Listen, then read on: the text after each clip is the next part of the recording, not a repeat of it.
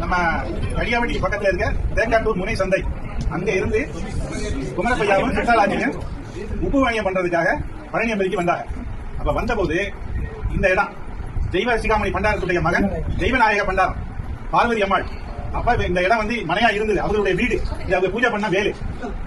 அங்கே அவங்க வர்றாங்க. வந்து உப்பு வியாபாரம் பண்ணோன்னு மகனை எடுக்கிறாங்க. நம்ம நகரத்தாருடைய மரபு உடனே அன்னதானம் பண்ணோம்.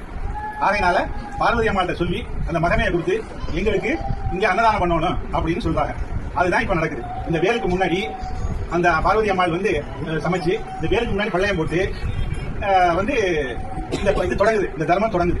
அதுக்கப்புறம் தான் சாமியை வந்து பின்னாடி அன்னதானம் கட்டையில அங்க பிரதேசம் பண்றாங்க. இது வந்து நம்ம அவருடைய வீடு, தேசியனுடைய வீடு. அவங்க வந்து 13 தலைமுறையா இந்த சாமிக்கு இந்த இதுக்கு தொண்டு செய்து வருகிறார்கள். வந்து 13வது தலைமுறை. அவங்க பெரியவர்கள் 12வது தலைமுறை, இது 13வது தலைமுறை. இது வந்து தர்மம் தான், இது சொத்து கிடையாது. ஆகையினால இவர்கள்லாம் வந்து பழனியாண்டவருக்கே, அதாவது கவர்மெண்ட் எடுத்து குறுக்களை போடுறது மாதிரி இவர்கள் பழனியாண்டவரை தொட்டு அபிஷேகம் பண்ணவங்க. அதுக்கப்புறம் காட்சி வந்து இதெல்லாம் அரசாங்கம் வந்தோட மாறி இப்ப பல மாதிரியா வந்துருச்சு.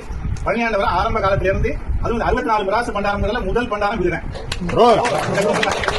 அதனால அப்படிப்பட்ட அந்த பரம்பரையில இப்ப இன்னைக்கு வந்து ஐயா இன்னைக்கு அந்த குமரப்பையா வாரிசுல இன்னைக்கு பூசாரி ஐயாவா இருக்காங்க. அதுக்கப்புறம் இந்த தர்மம் அப்படியே தொடர்ந்து அன்னதானம் நடந்துகிட்டே வந்துச்சு. அதுக்கப்புறம் எங்களுடைய முன்னோர் குட்டையங்கி அவர்கள் பழனி அவங்க காவடி எடுத்து வந்துட்டு இருக்காங்க. இவங்களுடைய தர்மம் தெரியாது.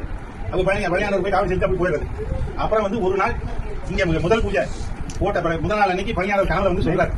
முதல் நாள் நைட்டு கனவுல வந்து சொல்றாரு, தேசிய இருக்கிற குமரப்பையாவுக்கு இந்த மாதிரி குட்டையங்கிறவன் அடிவாரத்துல வந்து இடுமன்மலை அடிவாரத்துல வந்து காவடி எடுத்து வந்து தங்கியிருக்கேன். நீயும் குரு தேசியரும் போய் எதிர்கொண்டழைச்சு அவனை கூட்டிட்டு வந்து 3 பேருமா சேர்ந்து இந்த தர்மத்தை நடத்துங்க. அதுதான் நடக்குது.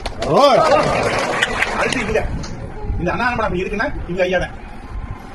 அதாவது அவன் எப்படி வானம் தோன்றதுன்னு தெரியல, பொறுப்பு கொடுக்கப்பட்டது. அப்ப பழனியாண்டவர் நேர காட்சி கொடுத்து இவங்களுக்கு அதெல்லாம் ரெடி பண்ணி வச்சு காலையில வானம் தோண்டி இருக்குன்னு சொன்னாங்க. அதேபடியே சாமான் ரெடி பண்ணி வச்சு படுத்தா மறுநாள் காலையில வானம் தோண்டி இருந்தது. ஆக இப்படி இந்த தர்மம் வந்து இன்னைக்கு நடந்துக்கிட்டு. இதுதான் வரலாறு. ரொம்ப பேருக்கு வந்து தெரியல, அதனால இது தெரிய முறைக்காக இன்னைக்கு சொல்லியாச்சு. அடுத்து இப்ப இவ்வளவு நாள நகரத்தார் காலாஞ்சி ஆரம்பத்தில் கொடுத்து வந்தது, அதை இப்ப விட்டாச்சு. இப்ப எல்லாருடைய கோரிக்கைகளையும் ஏற்று இன்றையிலிருந்து நகரத்தார் காலாஞ்சி கொடுக்கப்படுகிறது. 9 பூஜை இருக்கு, 9 வேளை பூஜை இருக்கு. ஒவ்வொரு வேலைக்கும் ஒவ்வொரு கோயிலுக்கு மரியாதை. அந்த கோயில்ல யாரு பெரியவங்களோ அவங்க வந்து காலாஞ்சி